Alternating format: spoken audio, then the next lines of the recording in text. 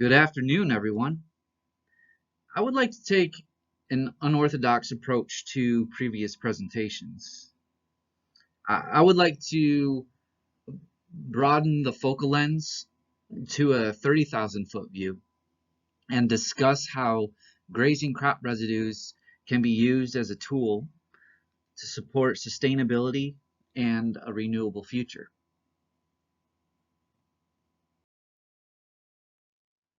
Now, before we get to the benefits and challenges of grazing livestock on residues, I want to provide you with some context and take you back to a little bit of history on where we've been, where we are, and where we're going. And there's no better place to start than the Green Revolution and how industrialization has really changed the world. Now, the combination of the tools from the Iron Age and advances in technology reshaped the socioeconomic landscape. The Green Revolution has been a formidable foe for overcoming things like global famine. We no longer see men and women behind horse and plow to feed their family, as you can see on this picture on the right. You know, one bad storm or drought could wipe out a family's food supply for an entire year, and it's truly devastating. But we've come a long way. As you can see with this picture on the left, we now have specialized tools and agronomic practices pushing the boundaries and increasing yields dramatically more than we ever have in the past. And you know, most believe the rise and fall of civilization is built on food security.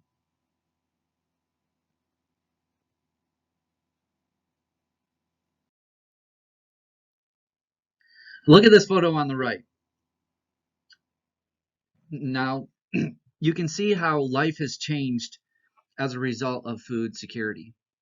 The Industrial Revolution revolutionized cultural norms and our way of life. So much so that we can now see that it has provided an abundance of food for a growing population in upwards of 7.8 billion people, almost 7.9 billion people. We're getting close to 8 billion people. It's phenomenal. And so, you know, the socioeconomics is important to understand because as it increases, so does our meat consumption. And you know, the challenge now is feeding an exponentially growing population.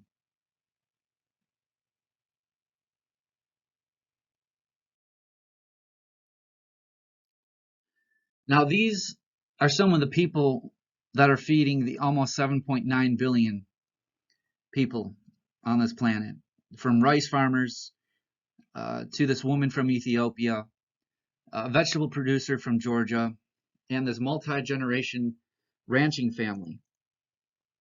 And it's important to understand this because we want to preserve the integrity and longevity of farming for future generations.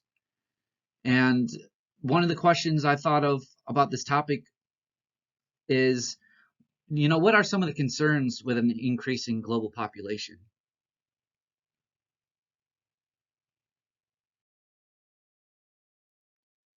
You know, similar to an artist forming clay pots, it takes time and refinement to steward the land as nature sees fit.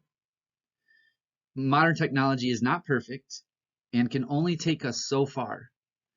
With so many advancements, we cannot blame the lack of technology. To this day, we still see soil erosion, eutrophication as a result of over-application of fertilizer and amendments, soil amendments, which is a result from soil erosion as well.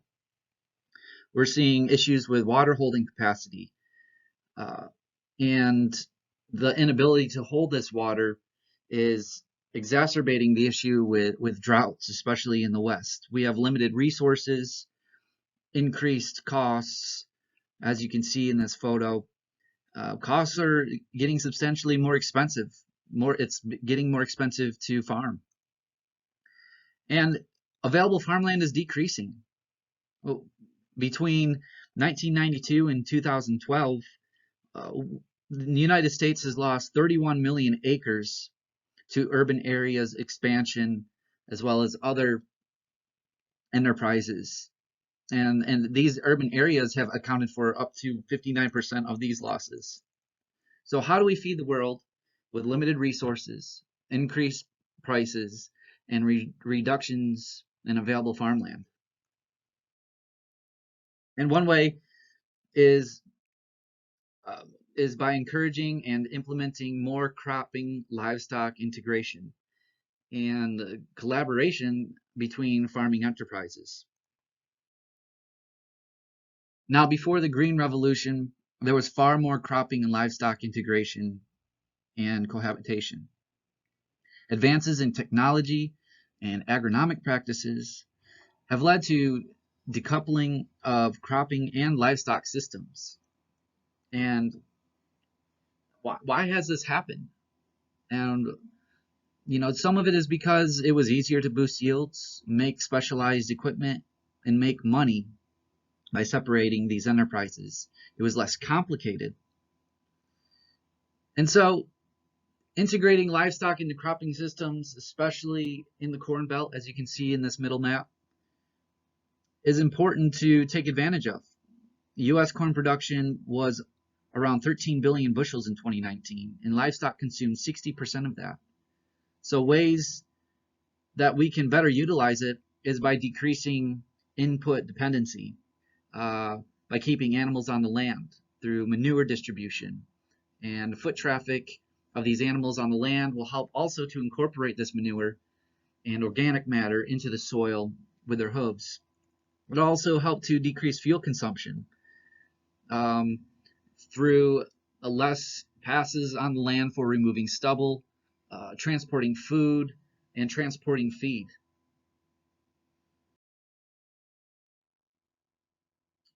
Some of the efficiencies of utilizing this cropping livestock integration for livestock is that it offsets costs. Winter feeding is expensive, so it will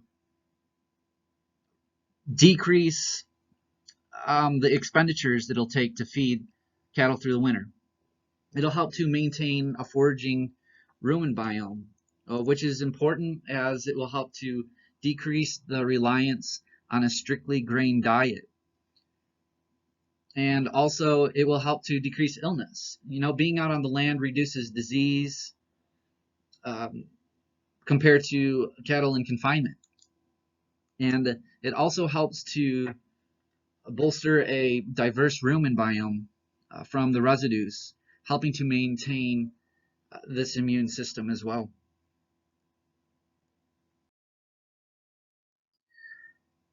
And so in conclusion, we need to continue to marry these two cropping systems to promote better efficiency and production while minimizing waste. A healthier product means a healthier population of people. And as we decrease the number of inputs on the land, we minimize the risk of negatively impacting our environmental quality. We mitigate some of the heavy reliance on limiting and strained resources for feeding the world. It is really going to take a collaborative effort and reintegration of some of the old practices to achieve a renewable future. I think cropping livestock integration by grazing crop residues is one tool that really can help make our ambitions a reality through maintaining animal health, preserving these limited resources, while addressing environmental concerns and improving economic viability for everyone. I thank you for taking the time to watch this, and if you have any questions, feel free to reach out to me. Thank you.